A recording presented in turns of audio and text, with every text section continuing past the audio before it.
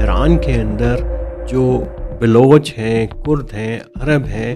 وہ کیا کر رہے ہیں، کیا سوچ رہے ہیں. کردوں میں بھی جو ہے اسی قسم کی ایک نئی جو ہے جماعت بنی، لیکن ابھی یہ تینوں فرنٹس کے اوپر خاموشی ہے. کیا یہ کرد، بلوچ اور عرب تنظیمیں ایران کے اندر جو ہیں آیت اللہ علی خامنائی کے جہاں بحق ہونے کے بعد جو ایک رد عمل آیا ہے اس کی وجہ سے خاموش ہیں؟ امریکہ اور اسرائیل ایک سینیریو کے اندر ایران میں رجیم چینج کرنے میں کامیاب ہو جاتے ہیں اور جنگ کا نتیجہ اپنے حق میں کر لیتے ہیں. یہ جو پاسدارانہ انقلاب ہیں تو پھر یہ ایک بڑی فائٹنگ فورس میں کنورٹ ہو سکتے ہیں اور ایک بڑی لمبی جو سیول وار کی طرف لے کے جا سکتے ہیں. اگر وہاں پہ بارڈر جو ہے وہ سخت ہوتا ہے تو اس میں وہ جو انسرجنس اس کو یوز کرتے ہیں تو اس کی استعمال کے اندر کمی واقع. ہیلو، نیریٹیوز میں خوش آمدید. اور کل ہم نے آپ سے ذکر کیا تھا کہ بات کریں گے کہ ایران کے اندر جو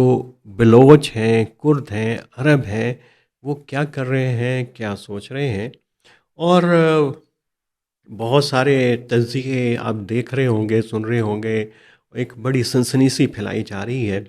کہ بلوچستان میں اس کا بڑا امپیکٹ ہوگا. ہم اس کا اپنی کچھ ویلاگس میں جائزہ لے چکے ہیں کہ اس پورے ریجن کے اندر ایکٹرز کون سے ہیں، نان اسٹیٹ ایکٹرز کون سے ہیں،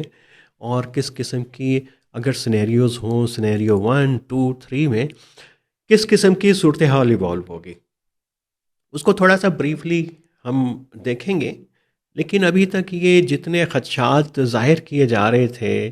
وہ ابھی تک ہمیں نظر نہیں آ رہے. ابھی اس میں بھی دو سینیریوز پہ ہم بات کریں گے. پہلا یہ کہ یہ جو جیش العدل تھا جس نے پیپلز فائٹرز فرنٹ بنایا چھوٹی تنظیموں کو شامل کر کے، وہ جنوری کے بعد سے کچھ ایکٹیویٹیز کی اس نے، لیکن ابھی وہ خاموش ہے. اور آیت اللہ علی خامنائی کے جہاں بحق ہونے کے بعد کوئی ایکٹیویٹی، سرگرمی نظر نہیں آئی ہے بلوچ اضلاع میں، سیستان اور بلوچستان کے. اور یہ کیا ظاہر کرتا ہے؟ پھر ہمیں پتہ ہے کہ اسی سال کے شروع میں، اب یہ دیکھیے کہ اس سال کے شروع میں، پچھلے سال دسمبر میں کئی چیزیں ہوئی ہیں ایران کے اندر. وہاں کی جو سنی پاپولیشن ہے یا جو ایتھنک مائنورٹیز کہیں، نسلی طور پہ دوسرے گروپ ہیں جیسے کہ کرد اور عرب، تو وہاں پہ بھی نئے گروپ بنے. جیسے جیش العدل نے پیپلز فائٹر فرنٹ بنایا، ایک اپنی شناخت بدلی. کردوں میں بھی جو ہے اسی قسم کی ایک نئی جو ہے جماعت بنی، کردش ایرانیوں کا سیاسی اتحاد، coalition of the political forces of Iranian Kurdistan. Ahvaz میں بھی جو ہے جہاں پہ عرب ہے وہاں پہ بھی کچھ سرگرمیاں ہوئی تھی دسمبر اور جنوری کے اندر، لیکن وہاں پہ بھی خاموشی ہے. ویسے ابھی بھی عرب علاقے جو ہیں وہ ان کے اندر ایگریشن تو ہے، لیکن ان کی تحریک مزاحمت کی اٹھتی ہے پھر بیٹھ جاتی ہے. اور اس کی وجہ یہ ہے کہ ان کا بارڈر عراق کے ساتھ لگتا ہے اور دوسری طرف سے ایران کی پرو ملیشیاز وہاں پہ ہیں. یہ وجہ بھی ہو سکتی ہے. لیکن یہ جو کردستان کی فورسز نے اتحاد کیا، جیسے پیپل فائٹرز فرنٹ بنا، یہ ایک بڑا سگنیفیکنٹ تھا. لیکن ابھی یہ تینوں فرنٹس کے اوپر خاموشی ہے. کیا یہ کرد، بلوچ اور عرب تنظیمیں ایران کے اندر جو ہیں آیت اللہ علی خامنائی کے جہاں بحق ہونے کے بعد جو ایک رد عمل آیا ہے اس کی وجہ سے خاموش ہیں؟ کیونکہ انہیں یہ نہ لگتا ہو کہ اگر اس وقت انہوں نے مزاحمت کی، کوئی موبلائزیشن کی، تو پھر وہ بالکل آئسولیٹ ہو جائیں گے. اور ابھی یہ بھی نہیں پتا کہ جو اسٹریٹجی ہے کیا. اب ظاہر ہے کہ ان گروپوں کی اسٹریٹجی تو یہ ہے کہ اگر کوئی مزاحمت کی تحریک چل پڑے، جیسا کہ ابھی جنگ سے پہلے ایران کی 6-7 یونیورسٹیز میں دوبارہ سے جو ہے وہ ایک تحریک شروع ہو گئی تھی، تو اگر وہ بڑھتی تو پھر یہ بھی زیادہ اپنی آواز اس میں شامل کرتی، اور پیپلز فائٹر فرنٹ تو ظاہر ہے کہ انسرجنسی کے اندر ہے، اس کی بھی انسرجنسی میں کبھی کمی کبھی تیزی آتی رہتی ہے، تو وہ بھی خاموش ہے، اور پھر وہ پراکسی بھی ہے سعودی عرب کی، آ، اور اس میں ہم بات کر چکے ہوئے ہیں کہ اس کے اندر اور بھی بہت سارے ممالک کا ہے، اگر اسرائیل اس کے پیچھے ہے، اگر سی آئی اے اس کے پیچھے ہے، تو ان تینوں جگہوں کے اوپر اگر اینٹی رجیم کی پوری رجیم چینج کرنے کی پالیسی ہے، تو یہ اس وقت ایکٹیویٹ ہوں گے جب جو ہے وہ موومنٹ آئے گا۔ وہ موومنٹ یہ ہے کہ ابھی تو خامنہئی صاحب کے بعد نئے سپریم لیڈر کا کے انتخاب کا مرحلہ درپیش ہے، جب تک آپ سن رہے ہوں گے وہ بھی جو ہے وہ ممکن ہے کہ ان کا اعلان ہو جائے۔ کل تو ان کے جو میٹنگ چل رہی تھی اس کے اوپر اسرائیلی امریکی حملہ ہوا تھا، تو اس کے بعد وہ دیکھیں گے کہ وہ لیڈرشپ کیسی ہے، ماڈریٹ ہے، اس کے خلاف کیا ایکشن کرنا ہے، اور کیا یہی حملہ جاری رکھنا ہے، جنگ جاری رکھنی ہے۔ تو بنیادی طور پہ بس ہم آپ کو بتائیں کہ یہ جو ریزسٹنس کی جو تحریکیں ہیں، یہ دو جگہوں پہ کام کریں گی، ایک تو جنگ کے بعد، اور اگر امریکہ اور اسرائیل جو ہیں وہ جنگ کے کسی نتیجہ خیز نہ بنا سکیں، نتیجے کو اپنے حق میں نہ لے کے جا سکیں، تو پھر ان گروپوں کی ہوگی، اور یہ جو نان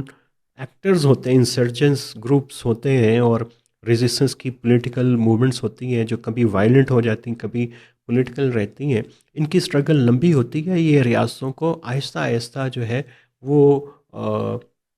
چرکے لگا رہی ہوتی ہیں، اور یہ چونکہ بڑے کریٹیکل بارڈرز کے اوپر ایران کے یہ تینوں جو نسلی گروہ ہیں، بلوچ، کرد اور عرب موجود ہیں،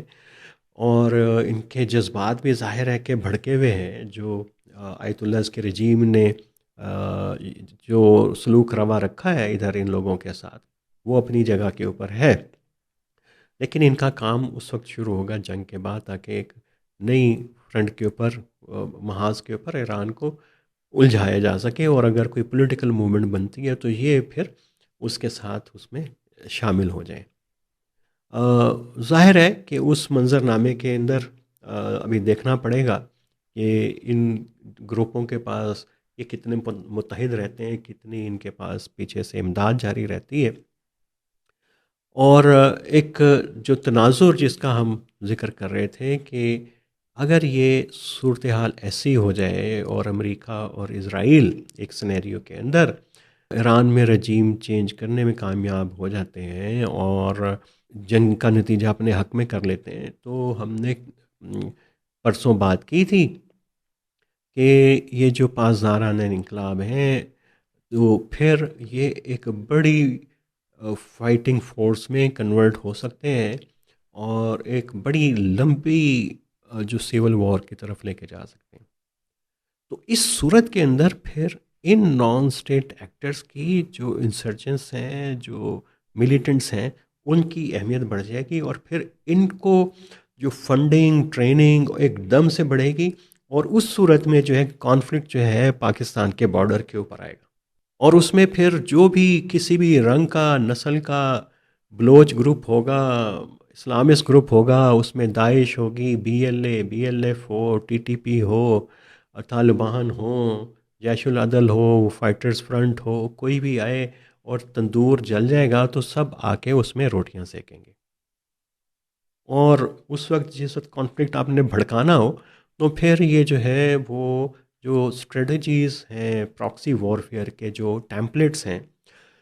وہ ہمیں بتاتے ہیں، پھر کچھ عرصے کے لیے ہم اس کو بھول جاتے ہیں کہ یہ جو داعش ہے، یہ القاعدہ ہے، یہ بی ایل اے ہے، یہ بی ایل ایف ہے، بے شک یہ گروپ جو ہیں اپنے اپنے مقاصد کے لیے لگے ہوئے ہوتے ہیں، اور یہ بھی زیادہ سے زیادہ میکسیمم ایڈوانٹیج اس سے حاصل کرنا چاہتے ہیں۔ اس میں ٹریننگ ہو سکتی ہے، اسلحہ ہو سکتا ہے، انارکی کو زیادہ پھیلانا ہو سکتا ہے، دہشت گردی کو انٹینسیفائی کرنا ہو سکتا ہے، تو ظاہر ہے کہ اتنے ملٹیپل ٹائپ کے گروپ ہوں گے، اور یہ جو سارے گروپ ہیں اس میں سے کوئی ایک گروپ بھی پاکستان کے حق میں نہیں ہے. جیش العدل کے بارے میں اگر کہہ بھی دیں کہ پاکستان کی ٹریٹری کو یوز کرتے ہیں، ایران ایک بڑے عرصے سے پاکستان کے اوپر یہ الزام لگاتا رہا